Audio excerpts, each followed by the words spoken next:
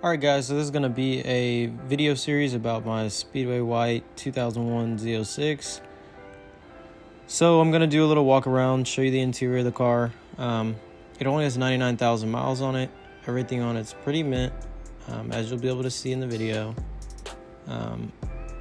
And as we walk around, we'll see that all the body and everything looks really good. Rear bumper, everything looks great around the car. No major dings, dents, or anything like that, except for on the front bumper here. There's a small crack on it, and a scuff, which was from the previous owner. But besides that, everything looks great.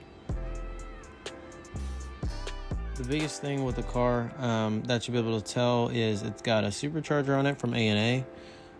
This is a T3 SI supercharger. Other than that, for the motor, it's got a 60-pound injectors, LS6 intake, headers, and pretty much that's it. It's got a Borla exhaust as well, but fuel system, at the time I wasn't sure, but the fuel system was a Langenfelter 355 pump in it. But besides that, it's on 91 and nothing special with it. It's got iron block as well, so at this time I figured it was not gonna be a stock motor. Either it was gonna be a 6.0, 5.3, 4.8, whatever it may be. But as I dive down into the video, you'll be able to tell everything about the motor and what ultimately ended up resulting in why that it had to be pulled. Alright, so next is this little clip of the methanol tank, which was being utilized by the wiper fluid reservoir. And this is kind of one of the main reasons why I suspected at first the car was going to have some substantial damage, is that the methanol tank was completely dry. There was nothing else in it. And if you know anything about methanol, you know that if you're tuned for it, you probably need it, especially on a boosted application. If you don't have it, the motor will be lean and you'll probably either crack a piston or some other major motor damage. So that's what I kind of figured for it. Looking around, it's got a DeWitt's radiator on it, but that's the only thing else that I could see about the car.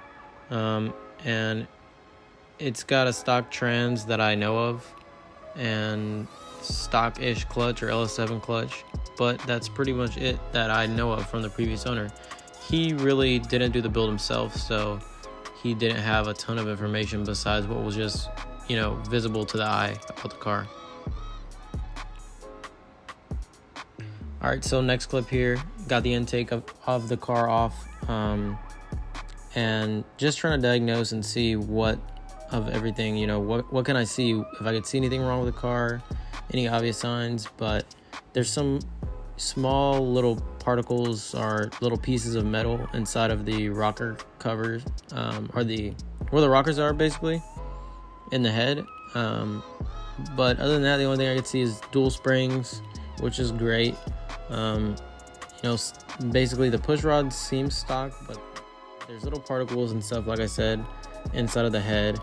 It's either piston, rod, something. So at this point, I knew something was definitely wrong with the motor, which was okay because I really didn't plan to reuse the motor at all. I factored when I bought it that I was gonna have to take it off or change motors.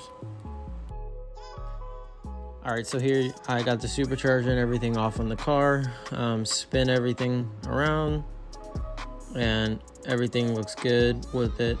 No irregular motions with it, no broken blades, which was great. I was actually able to sell the supercharger a little bit later. So pulled everything off of the front accessories, was able to leave the power stump. I was able to leave the power steering pump intact on the car without having to rip it off and drip fluid everywhere. And you'll be able to see here that the motor is in fact a 6.0. But like I said before, it really doesn't matter because the motor's probably grenaded and there's nothing I can do about it. So this is the next clip that I have here with the car. This is after my winter finals, and at this point I was kind of beat with it. Not much progress made, but trying to push through and get everything done with the car. Ripped off the headers, as you can see from the last clip, and just gonna try to make more progress and pull the motor out. Alright, so next day here, and you can see that the torque tube is separated, like the bolts and everything are off, and I was able to get all the headers and everything out, which were a pain, but once I loosened up the motor mount bolts and lifted up the motor a little bit, they came out like butter, so that was great. Just gonna use this engine hoist and try to get it out, but I dropped the cradle and everything down, dropped the bolts and everything, took them basically completely off.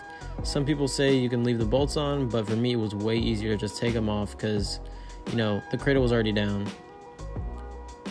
So at that point, it was way easier to wiggle the motor around and pull everything out, which is what I definitely recommend if you're doing this yourself. But in my situation, I did not see it possible to leave them because it was just too much of a hassle. And a little time lapse of me jacking up the motor and lifting it out of the car.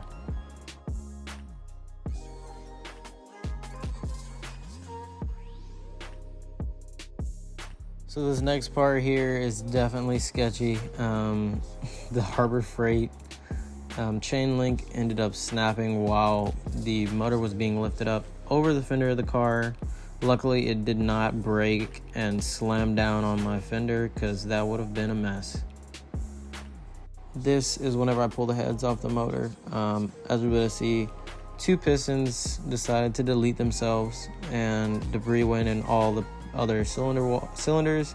The only cylinder wall that was messed up is the two pistons that had basically yeeted themselves out.